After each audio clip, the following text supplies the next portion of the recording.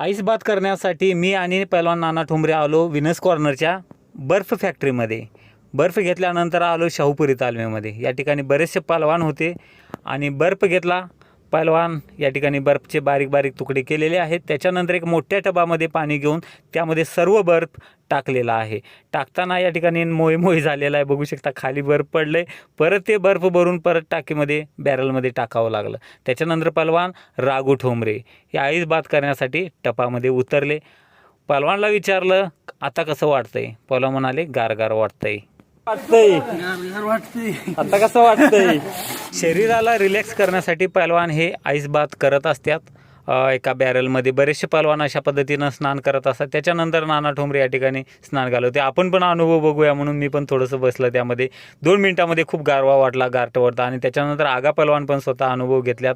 आणि हा व्हिडिओ कसा वाटला हे नक्की सांगा.